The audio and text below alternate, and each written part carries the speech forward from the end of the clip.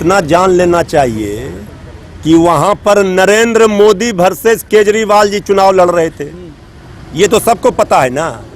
आधा गिलास पानी खाली है या आधा गिलास भरा हुआ है, ये आपके ऊपर डिपेंड करता है आप कैसे सोच रहे हैं।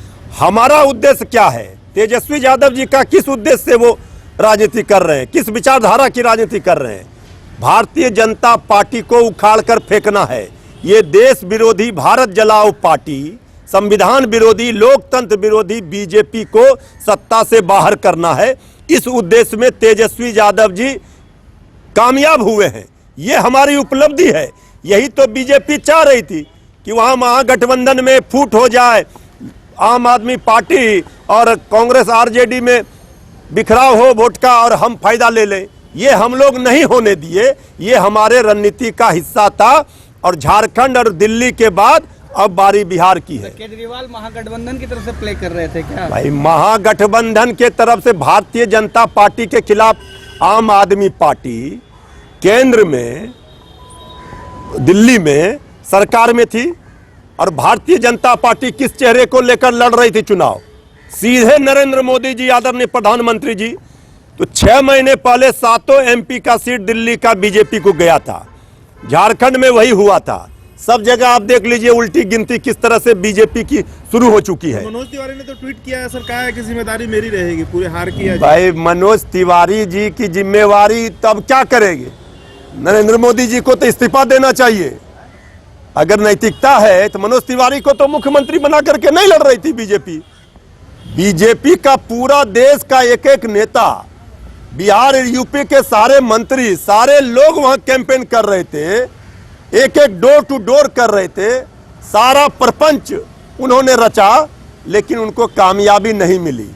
ये झांकी है। फायदा दिखा है ना सर, 15 सीट के आसपास 3 सीट से पहुंच गया। अरे भाई साहब, फायदा अगर उनको ये फायदा दिखा है तो उनको मुबारक हो। इसी तरह का फायदा वो लेते रहे। झारखंड में भी 20-25 सीट मिला था, फायदा लेते रहे। भाई आप देखिए, बीजेपी के हाथों से एक कर एक राज्य निकलते जा रहा है। 2 साल पूर्व बीजेपी 70% देश की आबादी पर बीजेपी का कब्जा था, आज 30% पर आ गई। इसको आप क्या कहेंगे? यही लोकतंत्र की खूबसूरती है। जनता जिसे अर्श पर पहुंचाती है उसे फर्श पर पहुंचा देती है। अहंकारी और तानाशाही और हिटलर शाही कभी नहीं चली है और न मोदी शाही चलेगी। इस बात पर मुहर लगी है। इन्होंने जो इनका जो अहंकार 7वें आसमान पर था, जब देश की जनता ने इनको भावनात्मक मुद्दे पर इन्होंने वोट ले लिया झांसे में रख करके जनता को, तो जनता के सामने इनका असली चाल चरित्र चेहरा उजागर हो गया इस 6 महीने में कि ये 300 सीट लेकर के देश को किस ओर ले जाना चाहते हैं। तेजस्वी जी की जीत आप मान रहे हैं सर इस चुनाव? ये हमारी उपलब्धि है कि बीजेपी को हम रोकने में कामयाब हो रहे हैं। झारखंड में तेजस्वी यादव जी हमारी पार्टी लड़ी थी, देख लिया झारखंड का परिणाम। हम वहां लड़े थे। ठीक है कि हम विश्लेषण करेंगे हमारे पार्टी कहां हारी, लेकिन हमारी उपलब्धि ये है कि हमने बीजेपी को दिल्ली में हरा दिया। ये हमारी उपलब्धि है। आपकी जीत में आप अपनी खामियां तो नहीं? हमारी, हमने पहले ही कहा, ये आपके ऊपर डिपेंड करता है। आधा गिलास पानी भरा है इस रूप में देखते हैं या आधा गिलास पानी खाली है इस रूप में देखते हैं। आप समझिए हमारा उद्देश्य क्या था। हमारा उद्देश्य था भारतीय जनता पार्टी को रोकना। उसमें हम कामयाब हुए हैं।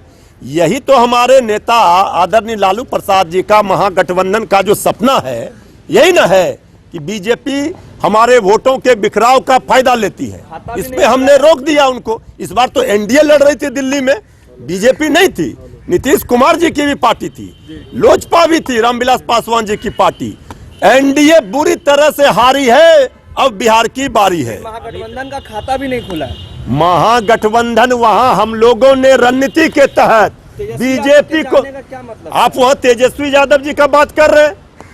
तेजस्वी यादव जी ने बीजेपी को जाकर के रोका, ये हमारे रणनीति का हिस्सा था।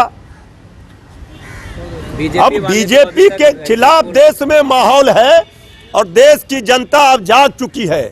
अब बीजेपी की मनमानी नहीं चलेगी, ये तय हो गया है। बीजेपी जो उनके गृह मंत्री अमित शाह जी कहते हैं 1 इंच भी पीछे नहीं हटेंगे। उनको जनता ने करारा तमाचा मारा है और उनको अब अपने जितने कारनामे उन्होंने किए हैं 300 सीट के अहंकार में, बारी बारी से सब में पीछे हटना होगा। मतलब आप अपनी हार नहीं मान रहे हो? हम हार कहां, हमारा लड़ाई क्या था? केजरीवाल से लड़ाई था? हमारी लड़ाई तो बीजेपी से न है, तो बीजेपी वहां हारी ना, तो हम इसकी उपलब्धि मानते हैं। अभी तक बीजेपी एग्जिट पोल को नहीं मान लिया, बोल रही है कि आखिरी 2 घंटे की जो वोटिंग हुई वो हमारे पक्ष में। भाई अब तो जब तक, अभी तो रुझानों के अनुसार हम लोग भी बयान दे रहे हैं। अब लास्ट जब चुनाव परिणाम आ जाएंगे, अगर यही रुझान रह गए जो आ रहा है, लेकिन अब बीजेपी कह रही है अभी तक नहीं हार मान रही है, तो भाई बीजेपी कुछ लग रहा होगा कि हम कुछ साजिश और ये जो करने का फिराक में वो थे, उसमें कामयाब होकर के हम आ सकते हैं। बीजेपी का सपना कभी पूरा होने वाला नहीं है। ये देश की जनता, महान जनता जो है लोकतंत्र में, ये खूबसूरती है लोकतंत्र की। किसी भी सत्ता के मत अहंकार में डूबे हुए लोगों को सत्ता से उखाड़ कर जनता फेंक देती है। ईवीएम की सुरक्षा अभी से वहाँ बताई जा रही है, उस पर भी सवाल उठ रहा है। अब ये सारे सवाल जब पूरा चुनाव परिणाम आने दीजिए, इसके बाद अभी जो प्रथम दृष्टिया जो रुझान आया 2-3 घंटों में, उसके आधार पर हमने अपनी बात कह दी।